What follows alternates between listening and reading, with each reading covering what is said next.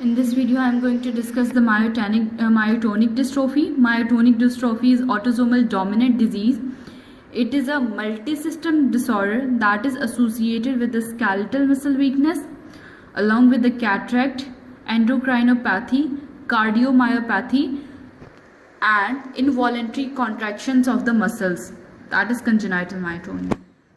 Pathogenesis include the CTG expansion triplets in the 3' non-coding region of the myotonic dystrophy protein kinase on the chromosomes number 19.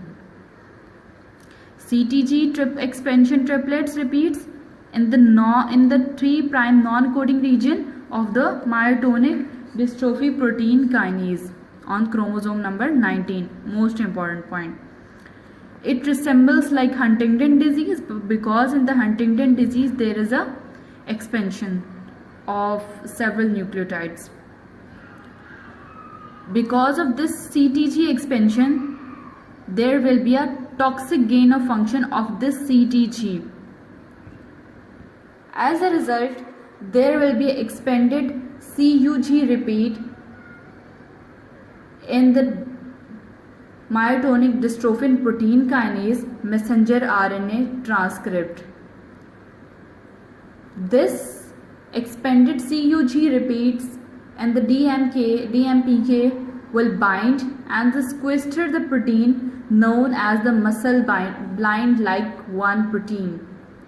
This muscle blind like 1 protein plays an important role in RNA splicing. When it will destroy this protein or bind and sequester dispatch or separate this protein, what will be the result? It will result in the inhibition of the muscle blind like 1 protein. There will be a missplicing of other RNA transcript. The most important missplicing of the RNA transcript include the chloride channel type 1. When there is a missplicing of the chloride channel type 1, there will be a severe type of deficiency of chloride channel which result in the myotonia.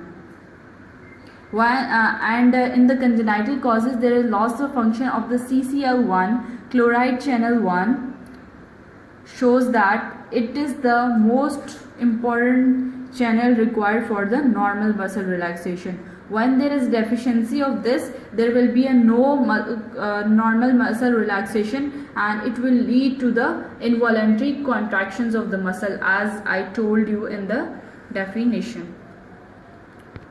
Now come to the Emery-Dreifuss muscular dystrophy. There will be mutations in the gene nuclear lamina protein. Emery-Dreifuss muscular dystrophy is of 2 types, EMD1 and EMD2. EMD1 is an X-linked disorder. And EMD2 is a autosomal dominant disorder. There will be mutations in the 2 genes, amrin and the laminin AC, which produce the clinical triad. There will be hemopyroneal defects, means the muscle which are attached to the humerus and the muscle which are attached to the fibula will be affected. There will be a cardiomyopathy. What type of cardiomyopathy? Conduction defects. There will be early contractures of the Achilles tendon, spine and elbows, which result in the loss of movements. These 2 proteins plays an important role in the mechanical stability and the maintenance of shape of nucleus within the cell, and these 2 proteins is also help in the chromatin organization. Now come to the facioscapulohumeral dystrophy. This is another type of the muscular dystrophy. As the name suggests, there will be a facial nerve involvement along with the scapulohumeral shoulder girdle involvement. There will be a facial muscles weakness along with shoulder girdle weakness because of the overexpression of DUX4. This DUX4 is present on the subtelomeric region on the long arm of the chromosome 4. There will be a telomeric repeats single nucleotide polymorphism at the 3' position. Now come to the limb girdle muscular dystrophy. There are at least 21 different entities in which the 6 are autosomal dominant and the 15 are autosomal recessive.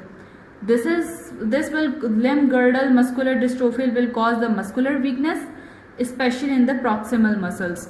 There are number of causes.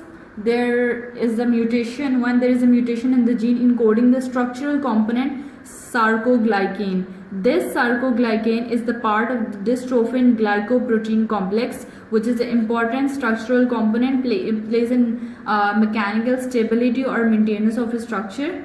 And gene encoding the enzyme responsible for the alpha dystroglycan glycosylation. When there is no alpha dystroglycan glycosylation, there will be a problematic mechanical stability. There will be a mutation in the gene encoding the protein that is associated with the Z disc of the sarcomeres. There will be gene mutations involving in the vesicle trafficking and the signaling. So when there is no signaling or the vesicle trafficking, there will be no spread of depolarization into the adjacent muscles. There is also the mutation in the genes encoding the protease caplane 3 and the laminin AC. These all mutations are present in the limb girdle muscular dystrophies.